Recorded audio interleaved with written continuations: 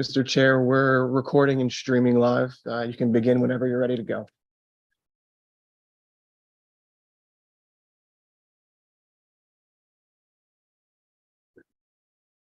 Good morning, everyone. Welcome to this MetroPlan Orlando MAC meeting. I'd like to call the meeting to order. My name is John Dowless, and I'll be chairing the meeting today. We also have a team of folks working to ensure this meeting runs smoothly for us in the room and those listening in online. As we continue to meet in person, all committee members are required to be physically present here in the MetroPlan Orlando boardroom for purposes of achieving a quorum. Staff will continue to stream our meetings online for public access. Now, if we will stand for the Pledge of Allegiance. Pledge allegiance to the flag of the United States of America and to the republic for which it stands, one nation, under God, indivisible, with liberty and justice for all. All right.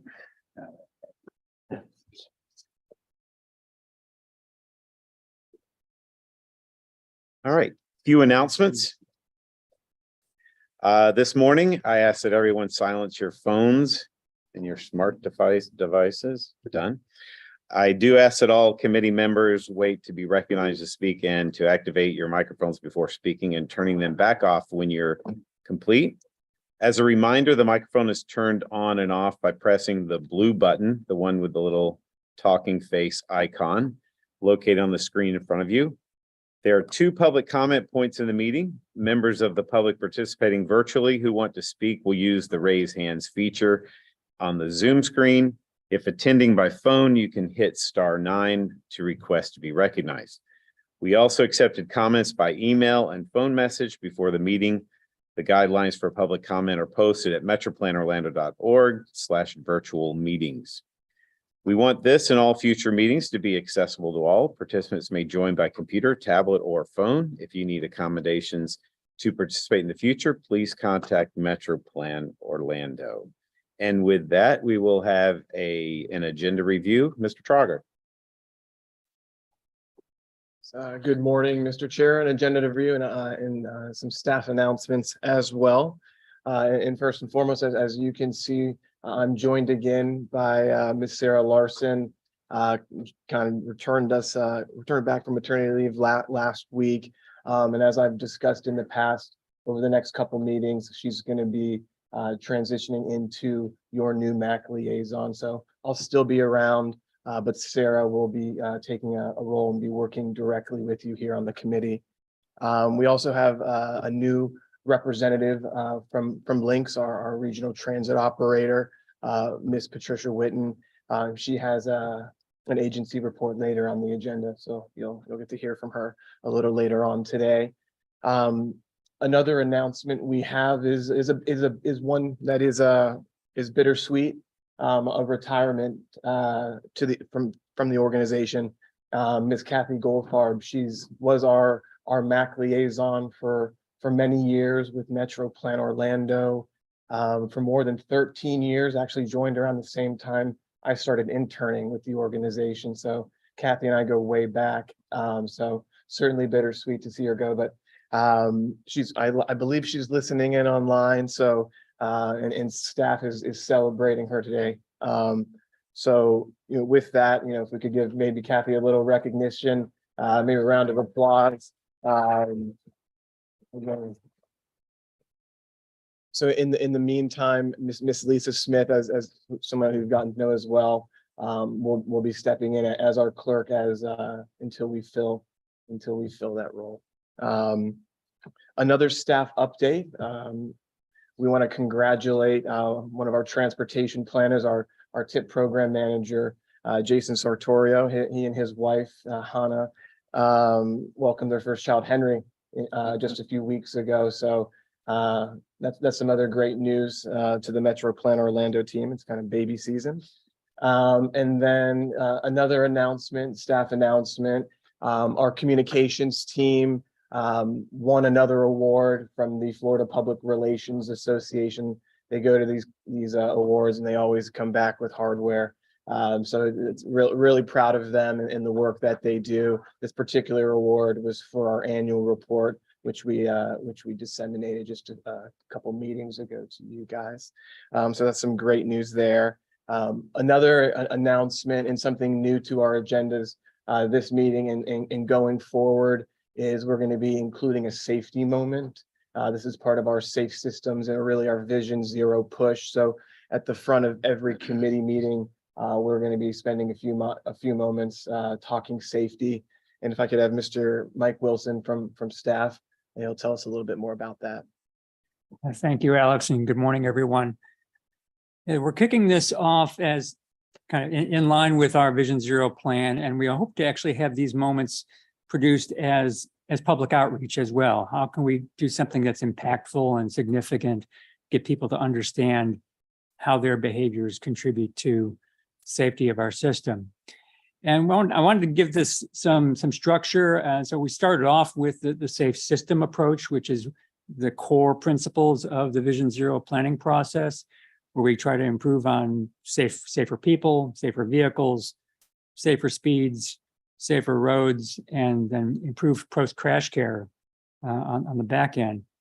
To kind of narrow down, sorry, I think I lost a slide there, but we're also looking at what we safety success factors, which are improving visibility and visibility, predictability of road users, managing conflicts and speed, and then also looking at vehicle control, right? How do we manage our vehicles? Because many of the crashes that we have are single vehicle crashes that are not conflicts between users.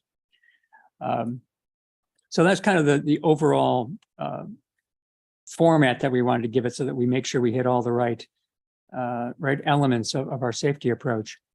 We're going to start off today with speed, and the example this morning is from a public service announcement from Victoria, Australia, and showing the really importance of small differences in speed can have a profound impact.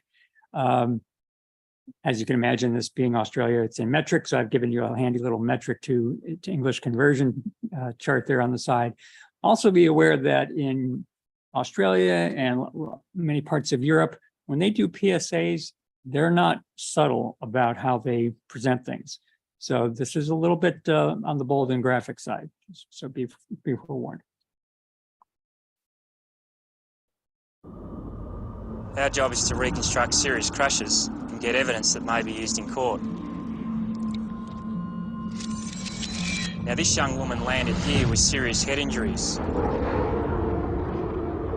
following the huge force that threw her over 6 metres on the impact here. We can work out she was hit at 32 kilometres per hour by analysing the car and these tyre marks. So we started braking here and first saw her when he was travelling at 65. But let's change one small thing. Now he's doing 60 when he sees her. And this time he hits her at only 5 kilometres per hour. She'd just have a bruised leg. And we'd never have been called to this incident. Yeah, and because many people aren't aware of the geometric changes in braking, that you, in the last few feet is where you scrub off about half of your speed. So it really makes a big impact, no pun intended, for it to have a small difference in original speed as far as the impact speed goes. So that concludes my safety moment for this morning and this month. Thanks, Mike. So while that's kind of sinking That'll in, wake us up. yeah, in the intent of that. So, again, just kind of the power of slowing down a little bit could certainly save a life. And you're going to be hearing more on our agenda today about kind of our active transportation, bicycle and pedestrian work. So just kind of bear that in mind, especially. So with that, Mr. Chair, that does conclude our announcements today. And at this time, we'd like to take attendance. Yes, Ms. Smith? Good morning.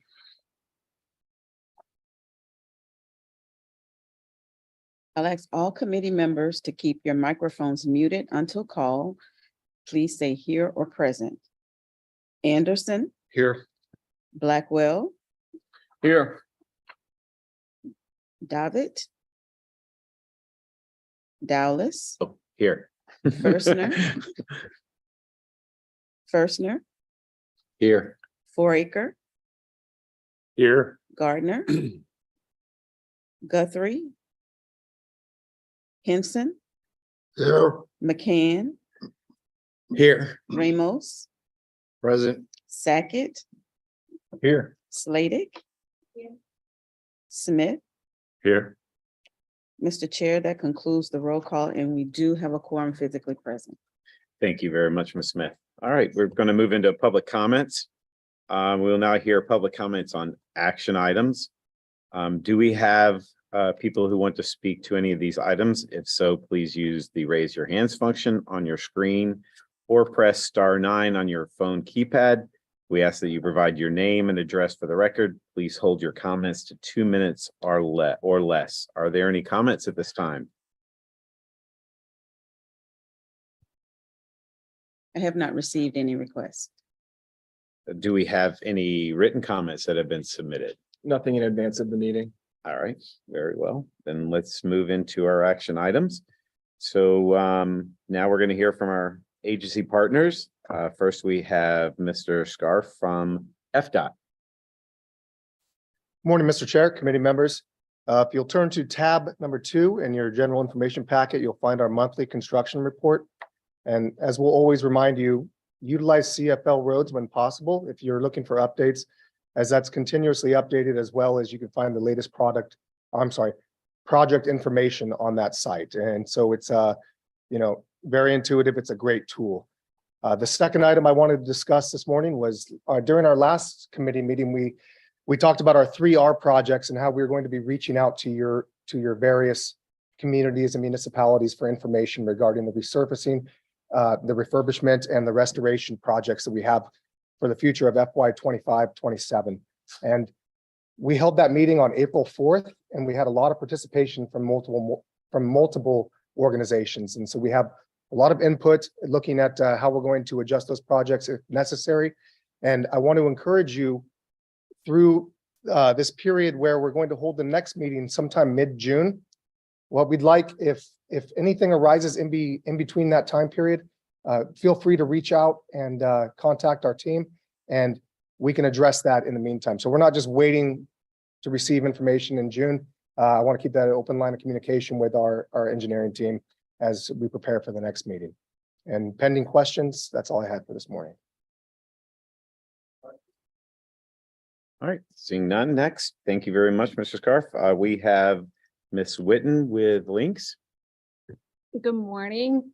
Links had their last service change on April 23rd. The service changes were very minimal, as were the public comments, mostly route adjustments.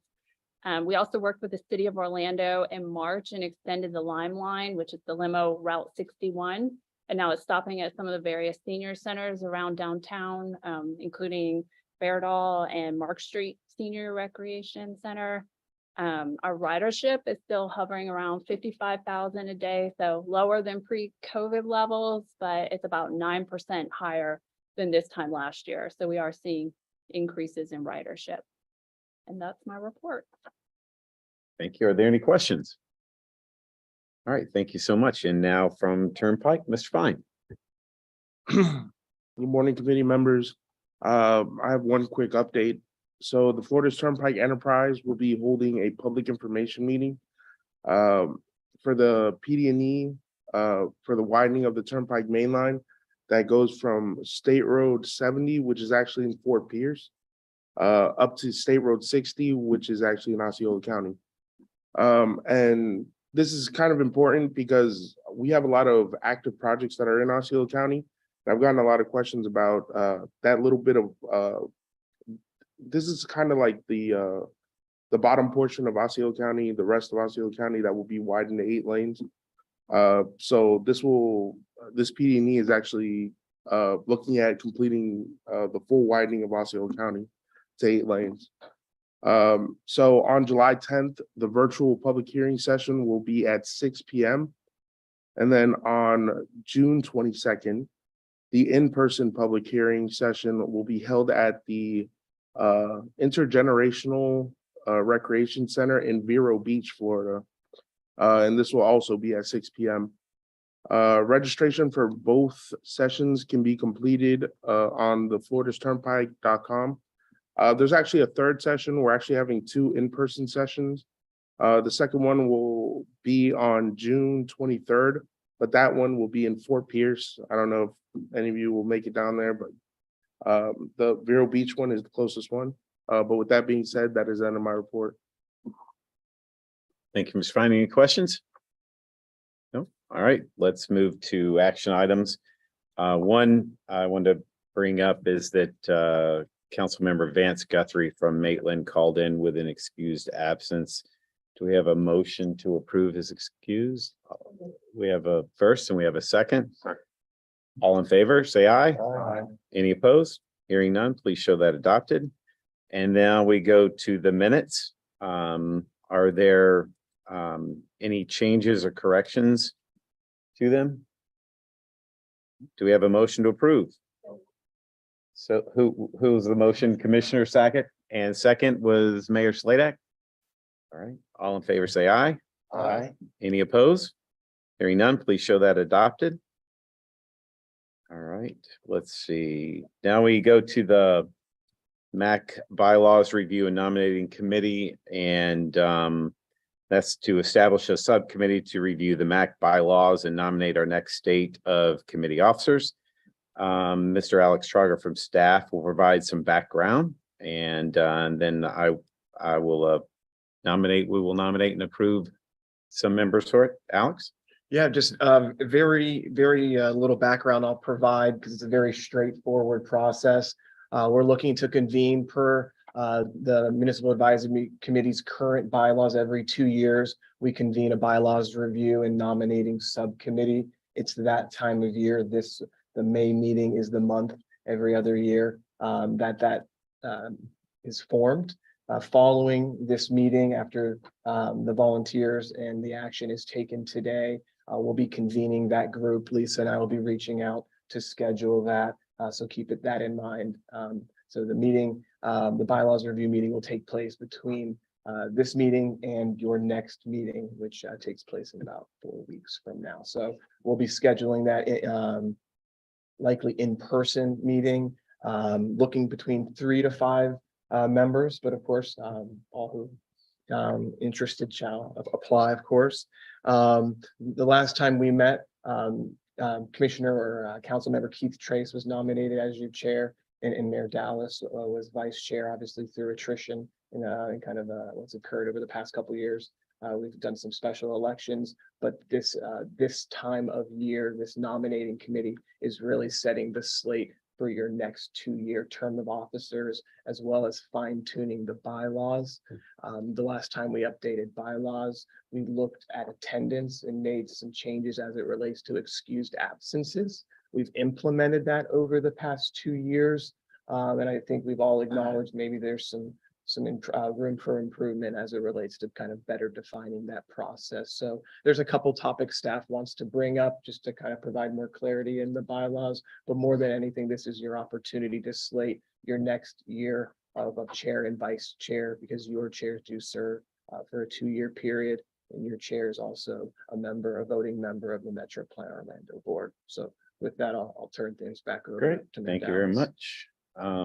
So for the nominating committees, Councilmember Ramos, would you be interested? I would like this. That'd be great. You're from, let's see, Orange County. Mayor Foraker. It'd be great. That's 2 Orange. Mayor Henson, you interested for Seminole? All right. Mayor Sladak or Mayor? I'm not sure that I can make an in-person meeting between now and 4 weeks. Okay, okay. I'm Okay, volunteer, all right, sure. Mayor McCann. We need it'd be good, I think, to have an Osceola. I don't, by chance, Mayor Blackwell, I'm sure your schedule's quite full, but if interested, I'm not interested, but I would be willing to. Well, that's 4. I would like to have at least an odd number. Let's see, wait, we have, no, is that, let's see, 1, 2, 3, Any, I will make it. Mr. Chair, and I apologize, as a point of information, I did just confirm with Ms. Smith, that can be a virtual meeting. We'll do all the proper noticing. Because the group will be making a recommendation to this, to the actual committee, we believe, that should be. I think in Should the be past, we fine. just did it right before this meeting is what we tended to do. But, I can smell it. But that's, I We've can't typically done it guarantee a what will couple- We happen. typically done it a couple weeks in advance, just to make sure we can get the bylaws updated and make sure that they're published in advance notice for your action. So, but we can host that virtually to provide more flexibility, if that's the will of the group. So Mayor Sladak, you're good with that? And, all right, and Mayor Blackwell, that's, how many do we have right there? 1, 2. Oh, wait, now I have 6. We might want to go for an odd number. Yeah. How about Mayor Sladak? You want to be an alternate in case we need you? All right, how about that? Good deal. All right, so with those, do we have a motion to approve?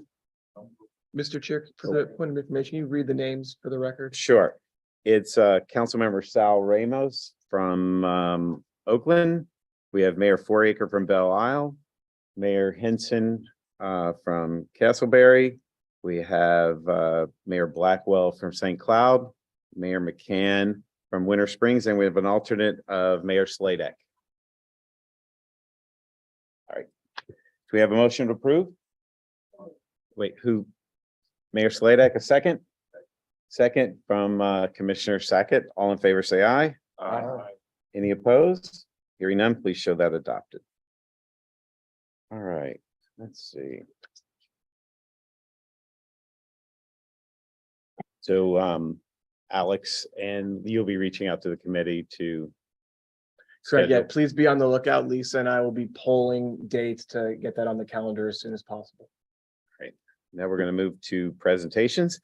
We have 4 informational presentations today. Please hold questions until the presentation ends, if possible. We have first up is Safe Streets and Roads for All update, and that will be Taylor Laurent. Welcome. Thank you, Mr. Chairman. Good morning, everyone. I'm happy to provide a quick update on our progress on our Safe Streets and Roads for All federal grant award. Starting with some good news. Hopefully you heard it at our last Metro Plan Orlando board meeting, but if not, our executive director, Mr. Gary Hutton, announced that Metro Plan Orlando will be providing the 20% local match requirement as part of this program. So we will not be requesting a 20% local match from our partners who are participating with us on this effort. That will be shouldered by Metro Plan Orlando. So a little bit of good news to start off. And then moving into the technical updates. So we have been hard at work developing our project management plan so we can effectively and efficiently develop all 23 of the Vision Zero safety action plans. So again, for those who may not have seen the other presentations, that will be 1 regional plan, 3 county plans, and 19 city or town plans. We're gonna have a lot going on. While we've been developing that, we have also been working on our grant agreement document. So we had an initial meeting with FHWA and USDOT just this past week, along with several other recipients throughout the state of Florida, to talk through the grant agreement, make sure we're dotting our I's and crossing our T's to make sure that everything is ready to go. Because that document will make us eligible to receive the funding that we have been awarded and will also serve as our notice to proceed on implementing the Vision Zero work. So our grant agreement is coming along very well. We're anticipating that we'll be able to submit a draft for federal review within the next few weeks. And we've also been working with you, our partners, to establish a local agency champion or point of contact who's going to work with us as we develop these Vision Zero action plans. And the deadline to kind of coordinate that with us was last week. And unfortunately, I have not heard back from all of our participating partners. So please speak with either myself, Mike, or Alex before you leave today to make sure that you have a local agency champion or point of contact so we can start finalizing the last few remaining details on our project management plan and talk through what a Vision Zero action plan for your community will look like. So if that process goes smoothly, which I'm hoping it will, We should be able to present the Vision Zero action plan process in June or July of this year, as we're hopefully getting that executed grant agreement around the same time. So as we're talking about all these moving pieces, we're making a slight pivot here at Metro Plan Orlando to make sure that we're set up for success. So I will be stepping into more of a grant management and coordination role, and Mike Wilson will be coming forward for the development and implementation of the Vision Zero safety action plans. So if you have questions, you can reach out to either or both of us. We'll make sure that you get the information that you need. So I am happy to answer any questions that you may have today. But again, please speak with either myself, Mike, or Alex before you leave, so we have that local champion identified. Thank you. Do we have any plans? This is a grant that your community might want. Yeah, all right. We look forward to working with you on Thank you. that. All right, next we have Bike Ped County Program Status Update. Mr. Wilson. Thank you, Mr. Chairman. Good morning again, everyone. I want to give you a little overview on what we've been doing in recent years to improve our abilities to count pedestrians and bicyclists. This is important not only to look at how effective our changes have been from the standpoint of our more people biking and walking, but it's also important from an exposure standpoint to understand how our safety programs are working out, right? If we have more people biking and walking, that's going to affect potentially the number of crashes as well. So a little bit of history on what we've been doing over the years for counting, and then featuring the current system and a little bit of data analysis that we've been able to do with that. Going back a number of years, we were pretty much limited to in-person counts. The technology did not exist back then. You basically had to sit at a corner and literally just watch people go by and tally them. So while that was an accurate system, it was also pretty expensive. And so we typically didn't spend a lot of time, we might do a 4-hour count. More recently, we used what are called the Eco Counter system, which is an infrared counter. And while it gives us much longer counts, it's somewhat limited as to what it can do. Because it's infrared, it doesn't work in mixed traffic. You can only look at pedestrians or cyclists who are off the roadway. So it's very fussy as to where you can place it. And it won't differentiate between bicyclists and pedestrians. It's just looking for a heat signature. So we can't count cyclists in the roadway. We can't tell the difference between them on the sidewalk. Now we're using what's called MyoVision, which is a video system that uses artificial intelligence to then count the pedestrians and cyclists within mixed traffic. It can also count motor vehicles, but we've been using it just for pedestrians and cyclists. And so we can deploy these at just about any location in the area. It's portable. We set it up for a 48-hour count, and we get all the users wherever we want to count them, whether it's sidewalk, bike lane, travel lane, et cetera. The system also has Bluetooth readers, so we could actually track automobile trips that way, but we haven't used that. And it's also capable of doing turning movements. As I mentioned before, its ability to give us more detail is much better than other systems. What we've been using it for over the years, we did a bikeway crash risk analysis back in 2019, where we looked at counted cyclists using travel lanes, bike lanes, and sidewalks, and then compared that to the crash data. We've also been putting them out there as baseline counts for areas where we know we're going to be putting in a facility, whether it's a shared use path or a complete streets project. We've continued to do that through 2021 and 22. We've also done some path counts, and now we're starting to do some of the follow-up counts where the facilities have been put on the ground, and we're putting the cameras out for that so we can see what the impact is. And we've got room in our schedule for more counts. So if any of you have projects that you want us to look into, we can do that. This system, all the data, as you might not be surprised, is stored on the web. So all of your staff can have access to it. We can just send them a simple web link. Actually, public has access to it as well. And so you can download the data and see where all the count locations are. In the download, you get a sense of what the location looks like and all the details.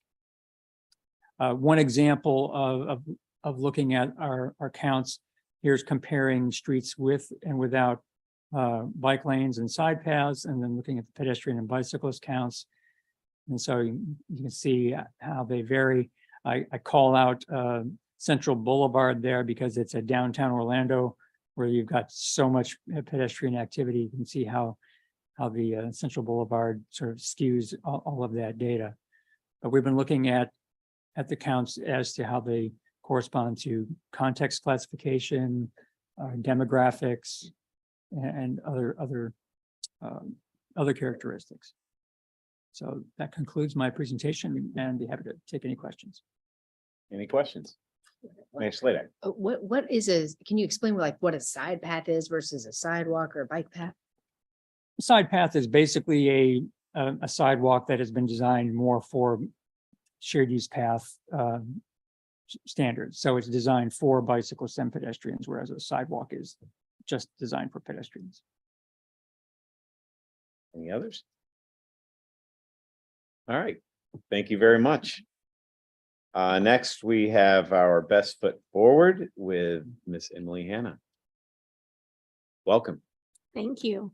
Good morning, mayors, commissioners. My name is Emily Hanna. I'm the executive director of Bike Walk Central Florida.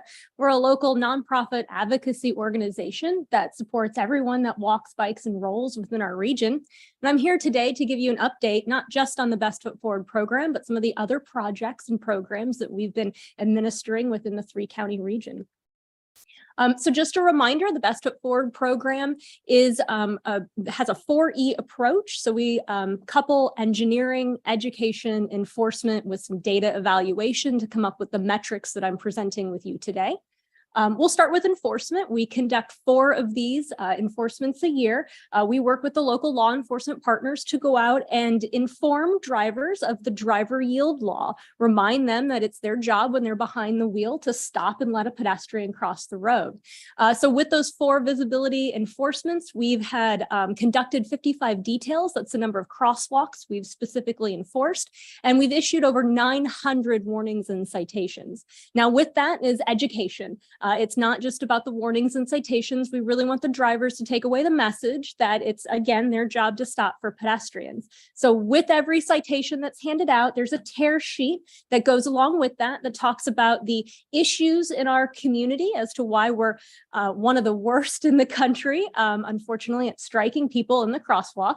And then also how to abide by that law. We hand that citation out in 4 different languages too, depending on where we're at in your community, to make sure that we're educating everyone that drives in the region. We've been out in your community at over 91 events and presentations, so really making sure that we have those conversations with the community. Just because they don't get pulled over by a law enforcement partner doesn't mean that they don't need to be reminded of that driver yield law. And so we've reached almost 20,000 people. And that's not the number of people that attend the events that we're at. That's the actual number of conversations we're having with individuals that come to our tent at those events. And likewise, we've handed out about 20,000 materials that includes that driver tear sheet and other information on bicycle and pedestrian safety as well. And then with the evaluation and engineering, we monitored over 90 crosswalks within the 3-county region, which is a very large number of data that we've collected. We've collected over 406 specific samples throughout the year. And all of that data is available online, and we provide that to our partners on a quarterly basis. In addition, we've supported over 18 different complete street projects, FDOT resurfacing projects, and other projects that you as a local municipality might be doing in your community. So if you're a partner in the Best Foot Forward program, we likely provide data to your engineering and planning team so they can make the best decisions when it comes to enhancing the pedestrian and bicycle facilities in your community. We also celebrated and conducted our first Best Foot Forward Summit. This was last year.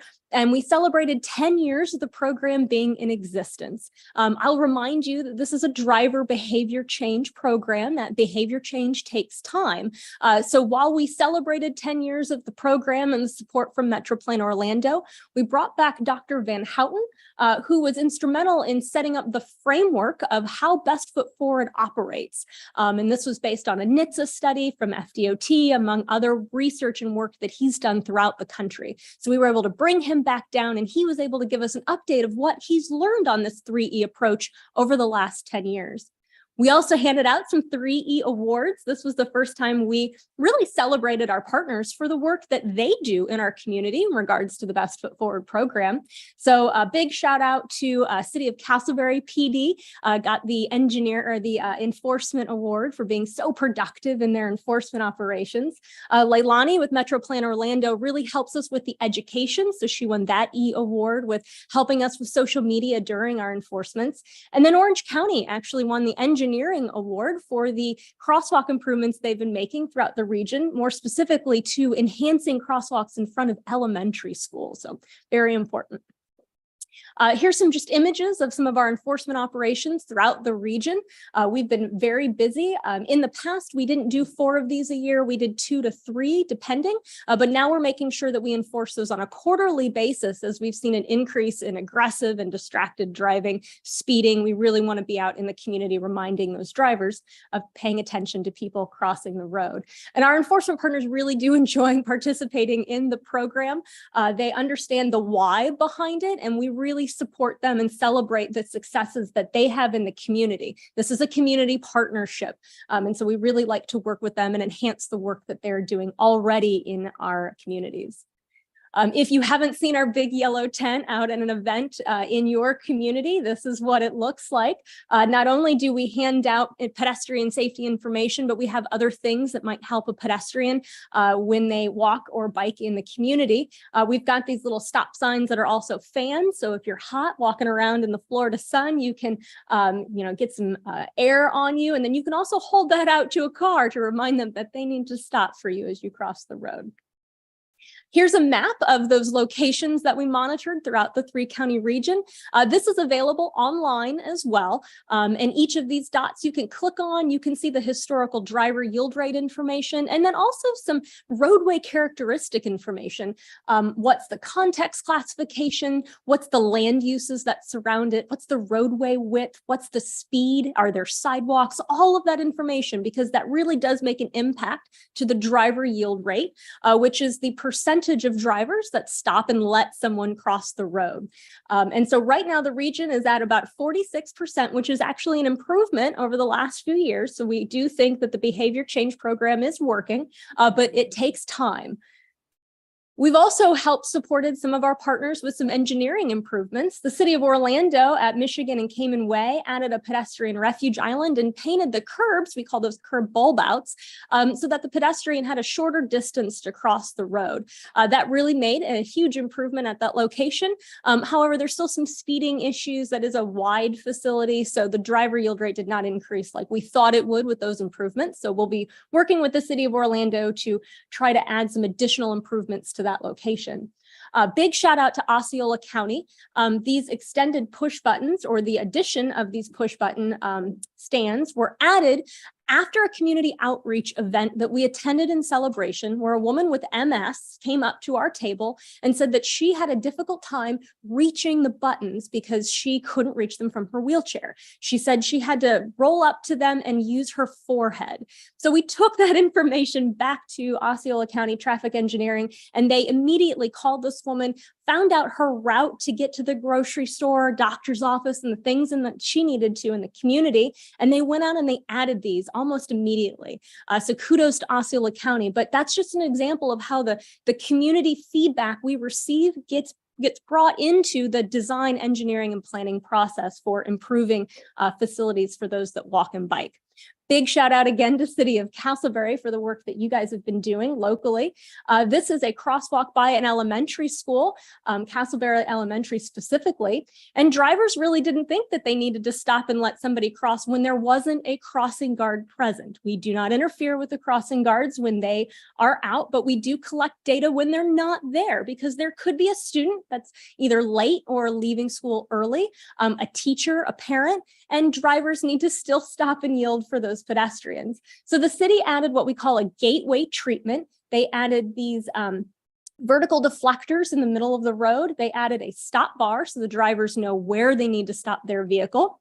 This project cost the city $2,400, and this was after the middle paddle got smacked once by a driver and had to be replaced. So very inexpensive, and you can see the driver yield rate afterwards. 1 in 3 drivers were stopping for our data collectors before. Now 3/4 of them are stopping afterwards. So a huge improvement night and day. And we still monitor that crosswalk to make sure that that data is accurate. A big shout out to City of Kissimmee. They installed a few rapid flashing beacons, those on-demand push buttons for pedestrians at crosswalks around the city, including Dyer Boulevard in Kensington. This is not only a trail crossing, but also a school crossing. So that RRFB does work in your community, and it depends on the context. But in this example, you can see the driver yield rate jumped significantly. And this is also kudos to Kissimmee PD. They've been enforcing this crosswalk for a long time. We've been doing education to the PTA at the various schools around here as well. So that's that 3E approach really taking effect here.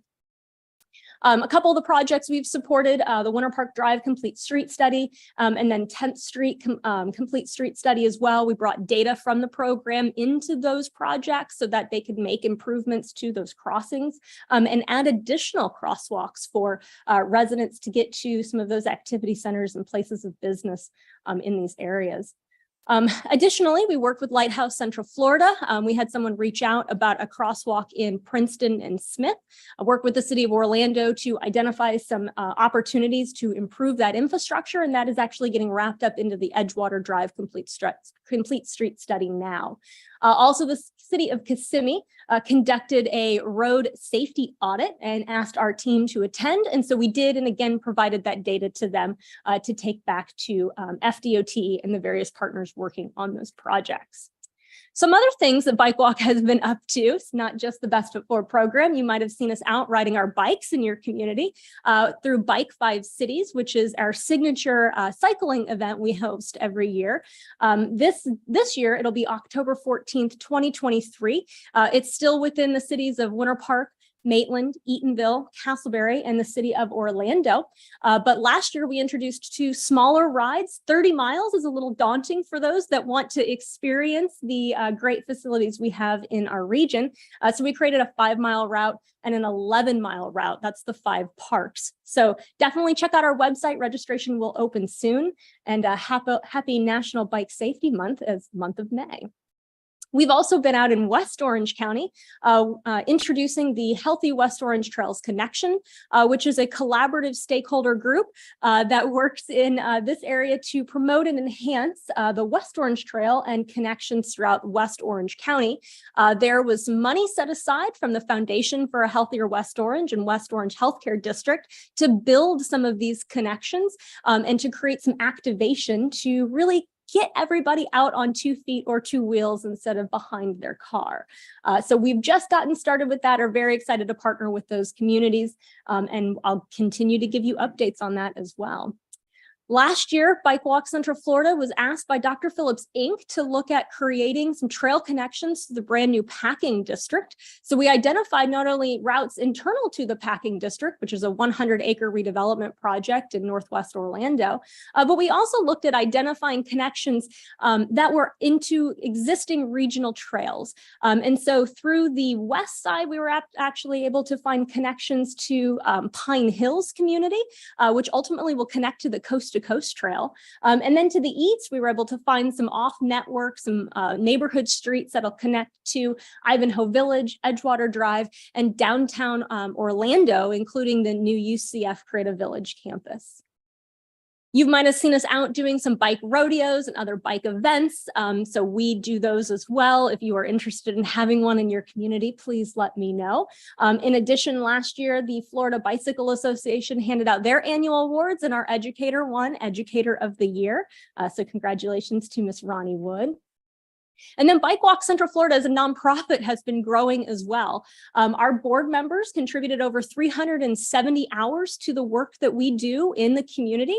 And 60 of these were professional advice. These are engineers and planners that work for our consulting firms locally that provided advice to the communities that reached out and asked for some information. We provide that for free. Again, we're a nonprofit. But in addition, we were working on those things internally. So we received the highest honor from our watchdog site, Candid. And now we have a platinum status, which is really important for receiving larger funding sources so that we can help everybody in the community achieve your bike, walk, and rolling goals. And then earlier this year, we were given the platinum bicycle friendly business status from the American Bicycle League. So we were very excited about that, supported other communities and businesses to receive that designation. And we are going to do that again this year as well. So that wraps up my presentation, not only on the Best Foot Forward program, but what Bike Walk was up to in your community. Happy to answer any questions you may have. I actually have one comment and two questions. One, they've done a lot of work on OBT first with all the raised ramps. I thought, holy moly, we're going to have, Dukes of Hazzard going over all those, but it's actually been very effective because the pedestrians, it was scary when people trying to get the other side. So that's been a good job. My two questions are, how much are the citations for the crosswalk? And then number two, and I've heard where Orlando is, the worst record in the country, but I really haven't heard exactly, do we know why we're the worst? Mm-hmm. So to answer your first question, it's a $164 ticket and 3 points on your license. So try not to get pulled over by our law enforcement partners. That's why we do work with the media and try to publish that information well ahead in advance. We're not trying to entrap anybody. We just want people to be educated. And then on the Dangerous by Design report that you mentioned that we were #1 in the country for striking people.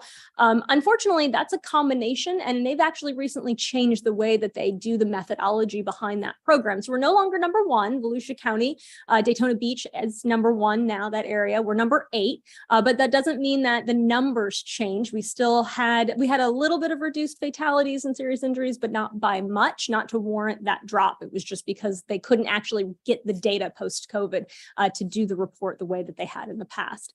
Part of that is because we have very wide and very fast roads, and we prioritize speed and vehicles before we prioritize people. And so that's been a big mind shift and change within the last, I would say, 5 to 10 years within our region.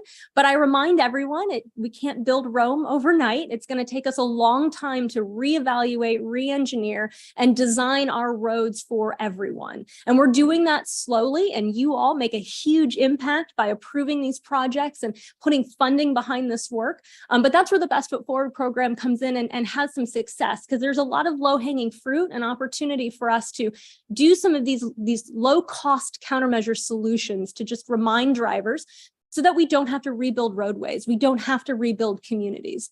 And so that's kind of the joint projects between the large capital investments and then these small, quick projects that we can do within the community. So hopefully we can make an improvement in the next 10 years, and I can come back to you and say, look, we're totally off this list now. That would be great. Anyone else? All right. Thank you very much. Thank you. Let's see. All right. Next, we have the Sunshine Corridor status update with Mr. Cook. Welcome, Mr. Cook.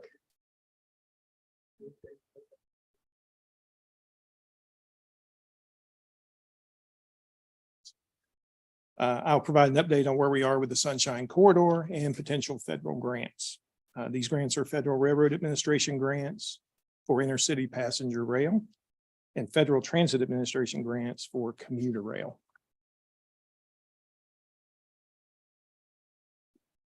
So this is an overview map of the Sunshine Corridor. The corridor is shown in red, and this could be a shared corridor with both intercity passenger rail and commuter rail. The corridor starts at OIA, continues west along the OUC spur to the Sunrail corridor, near Orange Avenue, and then continues north to Taft Island Road. Then west along Taft Island to the Beach Line and Convention Center, and then continues to I-4 down to South I Drive. The total distance is about 17 miles. We do meet on a regular basis with our local government partners and private sector partners. And this is related to our grant opportunities. The department did not submit an application to FRA this past cycle.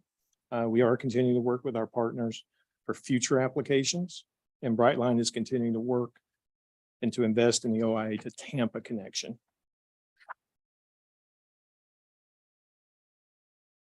The working group is continuing to develop and review a memorandum of understanding, which will address items such as right-of-way, access, dispatch, phasing, and costs.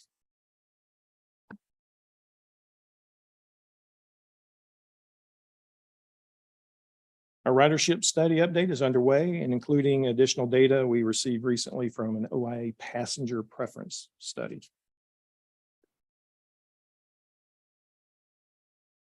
This is related to the Sunrail connector to OIA, Small Starts Project Development Study that has been on hold for several years. We're preparing to update FTA on the status of the Sunrail connector project, and the working group is discussing potential options. Some potential options include withdrawing or pausing the Sunrail connector to OIA project and reapplying for a larger project, expanding or extending the existing project to include the entire Sunshine Corridor, completing the Sunrail Corridor to OIA project and study the remaining segments of the Sunshine Corridor as a separate project, or complete a hybrid intercity commuter rail project working with FRA and FTA as cooperating agencies. So our next steps, to complete the ridership study and MOU, prepare a transit concept and alternatives review, a TCAR, and submit our status update on the existing capital investment grant project, the Sunrail connector to the airport, to FTA.